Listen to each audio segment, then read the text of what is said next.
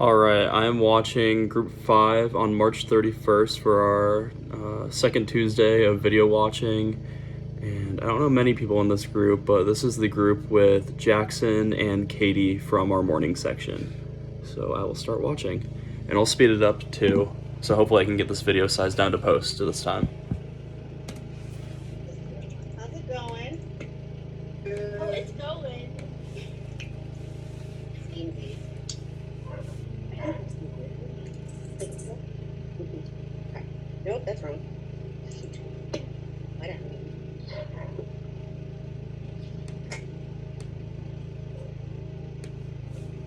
Oh, that's hot. But that's good. Everybody else okay? Today's been my least, everyone's been fairly subdued. And I can't decide if that's because we're dealing with Dewey kind of hard or the day. Dewey's awesome. I want to use Dewey in my classroom. It's been rough. So maybe it's just the day. I resonate with his thoughts a lot. And everything due dates are starting to pile on. So at least that's how it was for me. Oh yeah, online school's a struggle bus, not gonna lie. Yeah. Not my fave. No. I'm very overwhelmed. No. But that's okay. And it's funny, sometimes people are like, no, I'm home, it's fine. It's different. Like, it's a different vibe. It's so hard. I've been trying hard to not forget that I'm doing stuff because even though since I'm at home, and then remember, oh wait, I've got a 20-page essay due by the 22nd, and then it's I barely started it because I've been home. I'm just really freaked out. I'll work all day, because now that I don't have, an hour in class, it's my teachers will assign stuff that doesn't really necessarily take an hour, it takes way longer. Not realizing it, they're oh, this is what we would have done in class, but me trying to teach it to myself takes way longer. So I just work all day, and then I go to bed, and then I wake up, and then work all day. So it's I'm just burnt out. Everyone sure I is. do it. That's what everyone who in classes have been saying is all their teachers have been scaling back. None of my teachers have done that. Hour and a half assignments. No, mine are so Okay, long. teachers. So long. And I'm I'm in French classes, and I love my French classes so much, but it's also kind of hard because I have to teach it to myself now. Well, absolutely. Absolutely. That's a good segue. How did we feel about watching, I saw a cat, watching the other groups? What do we think? It wasn't too bad. Okay. Am I okay? I can kind of hear you. I just heard people start streaming upstairs. My internet's already really bad, so Great. I'm gonna start Great. looking at with now. I was just asking what it was like watching other people's meetings. It was really interesting. I liked it, but then just for fun, I went and I watched ours just to see what I look like. It's just so funny. I literally was I was so bad. I was just so rough. I was oh boy. So it's funny. But then watching other people's was really fun. It was cool because everyone talked about different stuff. And so, excuse me, I'm sorry. I didn't notice people talking about a lot of different stuff in the groups I observed. I'm gonna have to watch some different ones for my Thursday. Is that for the next 2 weeks, so today, Thursday, and the next 2 weeks, it's the reading and the watching. From then on, it's going to be a different because you're going to be working on your projects. So my thought skip process this. is that, and we'll have some people that have issues with it.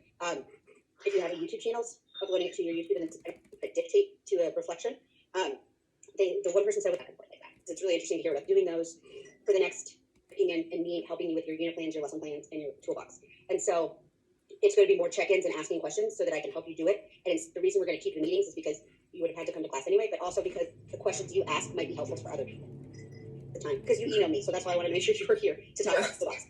Your discussion board this week is about your toolbox. And the assignment, the idea behind the assignment is for you to be thinking about what are the things that you've learned or taken away from class that you're putting in your teacher toolbox. They can be, in-class assignments. They can be conversations. They can be parts of a book. It could be anything that's happened that you've gone, yeah, I think that's that. I'm going to use that. That works for me. Now, in the past, last time, obviously it was different, but I'm going to show you an example. So this is what somebody made for their toolbox, okay? And it was a binder. And so what she did is she had her different categories, and then she would put whatever, right, and write about it. But you're going to do this digitally, okay? I also have your folders. So at some point, I'm going to scan in all your stuff and send you files of it so that you have it because you'll want to use it for this assignment. It's the last thing you do for this class. It's not due till mid-May. You got lots of time. So the only reason I'm having it now is so that you're thinking about it. So that you're starting, because the goal is to have there's 15, you need to have 15. It's just to start thinking about it, right? I'm just trying to set you up so that you're not scrambling at the end. That's all. Okay? Yes? Yeah. Whatevs. Oh. Okay. So let's talk about Dewey. How did that go? Who thought it was really hard to read? I love Dewey. Dewey's great. It's hard to read. You're not alone. The very first thing anybody said in my first group was like, this was really hard to read. I didn't read it twice. So that's why I gave you a smaller chunk, because Dewey does write stuff like this I want to read more of Versus him. a lot. So this book is actually small, right? It's not too terrible. And also because we are shifting from the learner section to the curriculum section. And this book is called Child and the Curriculum. So the next few days, so like today and then the next 2 days when we talk about Montessori, we're talking about how kids learn and how then, in terms of these people's theories, right, of how they learn. And then the last thing we read is going to be a little article of the hidden curriculum, which is where we're officially moving into like how's curriculum structured. Okay? So the goal for today is I give you guys some questions, but also, excuse me, I've said this a couple times. The question is always like, why are we not using these things? So we talk a lot about different theories, and I think someone's like, I really like this, I really relate to this, like as I'm reading and reading. People don't want change you guys go, in "What's society this? and structure. And there's always this, like, then why don't Is we the do big it? idea that I Why think is it about. not utilized more? So I want you to think about that. We're talking about this. I want you to think about who gets to make the decisions about what's taught and how things are taught, and why it's important to think about that. Like, why do we care about that? Because, Dewey is a philosopher. Like, it's a theory. He's a theory of the way things should be. Do you agree with it? Do you not agree with it? And then if you like it, why is it hard? Why can't we? Yeah? That makes sense? Your dog. Who's the dog? I'm not mad. They're two Australian shepherds, and one's really fat, and one's like really aggressive. So not like aggressive to people, but aggressive to the other dogs. So my mom made a comment like a month ago about King Charles Spaniels. She's like, have you seen the people in the book? She said that. So now we're on a mission to get Mammakula. And I was like, oh my God, what's happening? So there might be a dog. It's been a long time. I mean, I lost Gus 2 years ago, but I miss having a dog. I made a PowerPoint presentation on why my parents should buy me a pug, and I like literally presented it to them, and then I had a Zoom with like a bunch of my friends, and I presented it to them first, and they loved it. Then I presented it to my parents, and I'm not getting a pug, but it was a really great moment. I'm connecting it to myself. That help with the toolbox stuff? Yeah, you good? Is that better? Yeah, sorry. I'm just muting myself because my little rat of a dog is walking around and can't mind his own business. I hear it. No, it's totally okay. I just wanted to make sure that, because you had emailed me. So, okay, so let's talk about Dewey. So if you guys could get out your text, that would be brilliant. And then, so the first thing is, again, so Dewey, what does Dewey think about learning? How does he think children learn? What does he think? Well, I thought Dewey's methods, they really reminded me of Montessori stuff. I thought were very similar. And I think it's really awesome and really interesting Right. that he's like, the goal of education is not knowledge or info, the goal is self-realization. Okay, Bethany. I don't know what page that's on. It's just such a cool concept. Actually, I'm going to read, because this is a very Montessori thing, I think. Page 13 that starts with not so, that paragraph. Okay? Do you want to read, Rowan, or do you want me to read? I can read. Not so, says the other sect. The child is the starting point, the center, and the end. His development, his growth, is the ideal. It alone furnishes the standard. To the growth of the child, all studies are subservient. They are instruments valued as they serve the needs of growth. Personality, character is more than subject matter. Not knowledge or information, but self-realization is the goal. One more Possess- second. Yeah. To possess all the world of knowledge and lose one's own self is as awful a fate as in education as in religion. So that is very Montessori that we will see coming up. And this is what's interesting, though. So Dewey wrote this in 1902. And Montessori was writing about this around the same time period. So it'd be interesting to see. And I remember when I first started doing it, I was like, this sounds like Montessori. That is so cool. See then if at any point they, conferred. If that's Montessori, I want to project that in my classroom for sure. Maybe work in a Montessori school, perhaps. What's that? What do you think that means? What do you think self-actualization means? Like being aware of yourself and what you're capable of It's kind and just who you being are mindful and your understanding identity. yourself and kind of where you belong in the world and what you can do. Yeah. Do you guys remember ever looking at Maslow's hierarchy of needs? Self-actualization is at the top. So it's the goal, I guess you could say. And so it's about being a person, like how to be a person, becoming the person you're supposed to be. So in Dewey's definition of that comes from what? How do we get there? What do we have to do? What do we have to get kids? Or what do we have to help them navigate? Katie said it, we said it a little bit, I said the word. It comes from experience. So his big, if you can remember anything about Dewey, just a little snippet, he believed education comes from personal experience. That's how we Right. Which in 1902, right, and he's also a philosopher, which is a whole different kind of The thinking, individual right? It's a different experience is kind of key. what I call that now is things like relevance, right? Things have to be relevant, and we talk a little bit in class about things like schemas, right? So you talk a lot in teacher ed about what is it called? Activating prior knowledge. That's how I see this in a cognitive piece to it. It's this it's tapping into something that already exists. So, the example I use throughout the day is I invented a child, and that child lives on a farm, and that child's job on the farm is he's in charge of all the bugs. So, he's supposed to find out the bugs that hurt the plants, that help the plants, what bugs have stingers, what bugs eat other bugs. So he studies all the bugs, right? That's his job. He loves it. He loves his little job. He's a little person. He loves stuff. And he goes to school, right? And nobody talks about bugs at all. And if that's all he's known, nothing's You have to use prior knowledge so I'm a to teacher, and I know this about him. adapt to We're gonna the count new bugs, content, to right? help them That's how we're understand the gonna new map. We're gonna count content. bugs. We're gonna read about bugs. We're gonna write about bugs. We're gonna Which is bugs. really We're gonna cool. cite words about bugs. So Relating it to everything real that already life makes sense. in their personal lives What's makes hard it more about that? So engaging and that's the idea. entertaining, The ideal and is that it's all about your personal experience, and that education is they're about probably building more that constantly, prone to Why is that remembering and hard? Why learning don't we that kind of stuff. as much as we could. Maybe because every child has like, oh, go ahead. No, sorry, you can go. Oh, every child has like a different thing. So it's like, well, that kid's is bugs. Like the person next to him can be like dance, and it's like it's hard sometimes to be able to be like, okay, here's 25 different students. and Different here's modes 25 of different expression things that they too. all, What are like, they like interested relate in, to. and Sometimes it's like stuff not like that they don't that. put forth the effort, but sometimes teachers just don't have all the time in the world to be able to be like, okay, here's 25 different readings about these 25 different things, you know? So it's like sometimes it's just hard. It is hard. That's the Yeah. exact answer. You did it. It's just hard. And at least, were you going to say something, hun? Yeah, I was just gonna say the same thing. It's a lot. It's a huge mental load of teachers, which reminds me that I'm on a crusade right now to support all teachers, because I feel like everyone's mad at teachers right now about the online education, and it's not really it's a lot on a teacher. And so the choices, that's where I think as you guys are teaching high school, right, or middle school, give them as many choices as they can to be involved, right? What book do you want to read? What do you want to write about, right? Like, the more that you let them pick, and it also comes back to getting to know your students. So my goal as an English teacher was always to know kids well enough to get kids to give a book to every kid that they would like. Like, that was my dating. Like, that was my way of, like, my love language. I love that. I think that's what books great. do you like?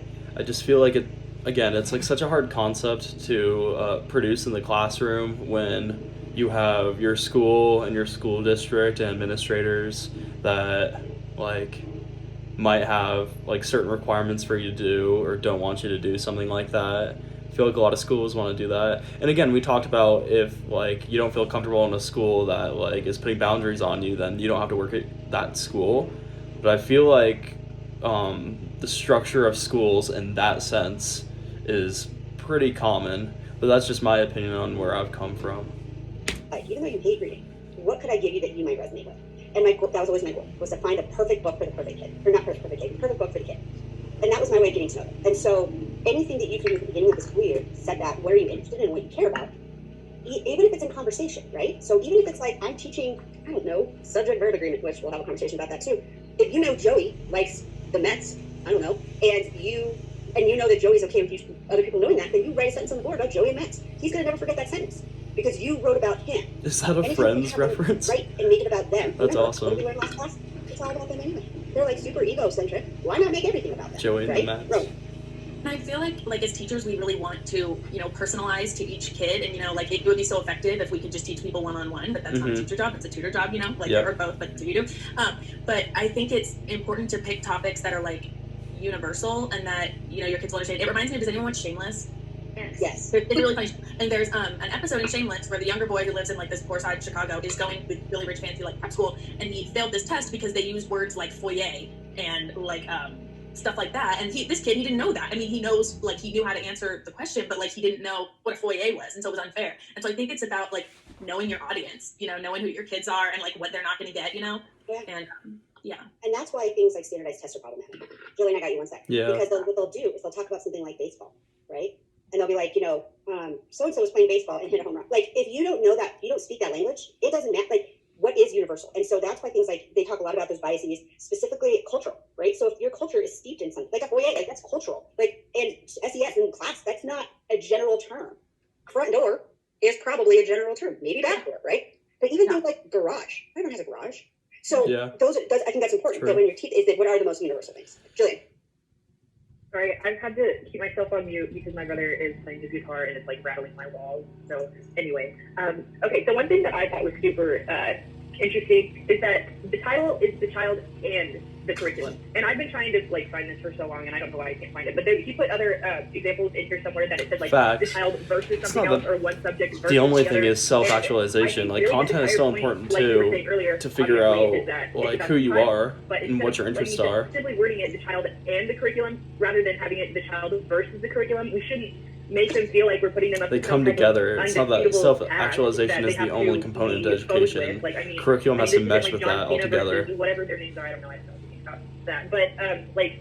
It's not like they're playing a sport. They're going to school to learn, And that's I what will makes accept people. this, is that it's I like that. if you have respect for your students and you can show them that that is what your focal point is to be respectful, then they will be willing to learn in your classroom. Like, if they feel safe, that just goes along with it. Not just the curriculum, but like the environment of your classroom and stuff like that. It's just, I mean, it's not. I've had terrible teachers before where just like their rooms and the lights are too bright and the rooms are too much, and it's just like, oh my god, just let me go home. And then I've had teachers where they're just like, okay guys, what do you want to do about this? Like, how do you want to learn this? And they're, I don't know. But anyway, I thought that was interesting that it was and instead of versus, because he gives other, I just can't find them right now, but he gives other examples of where he said like something versus something, and then I just can't find it. Well, he does. Thank you. That was good, Julian. Thank you. He talks about how we separate out the subjects from their like organic reasoning, if that makes sense. So like on page Yes, I remember reading that. 14. Okay. So wait, no, it's not that. Hold on. No, I'm sorry. It's page 10. Okay. And it talks about how it's at the very top of 10.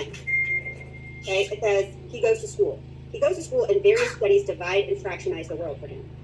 Geography selects and abstracts and analyzes one set of facts, and from one particular point of view. Arithmetic is another division, grammar another, and so on. In school, in each of these subjects is classified. Facts are torn away from their original place and experience and rearranged, okay, with reference to some general principle. So we learn things for a reason. There's a reason it exists. And Yes. but what school does sometimes, or curriculums, is it takes it out of that context and puts it into like the way we think it should be. And so the example I'll give real quick, because I know we're running a little bit out of time, is like grammar. And I've talked about this in the other class. Little kids learn language without knowing what grammar is. They don't know what a noun is, but they can say complete sentences. They don't know what a period is, but they stop at the end of a sentence. They don't know what a comma is, but they pause, okay? But then, so grammar exists as a way to effectively communicate your thoughts. So if you're not learning it so that you're a better writer and communicator, then you're not learning it for the reason it exists. So to take something from its context Okay. and put it over here. Like, you don't need grammar to doesn't make become a sense. better It's gotta be writer, about what but learning the idea of Rowan grammar had your hand up, or you did. makes Is that you what the- conscious this is of my it hand in up. No, I the think sense it's of that really subject important, especially for line. kids to learn from like the big picture in. And I'm break confused things on that down. And you concept. said that in this one too, but I know like from personal experience and in Montessori, it's really big to start with a big picture. Like, okay, we're going to talk about dinosaurs for a month, and from that we're going to talk about biology and evolution, and we'll do some math with like adding and subtracting years back and forth, and we'll do some geography, talk about like the planet shifting and Pangea and stuff. And so I think I personally know that I learn better if you can see the big picture, and then we go ahead and break it up, and I think that works really, really well with kids. Well, and That's the whole cool. argument, is that we take it out of context.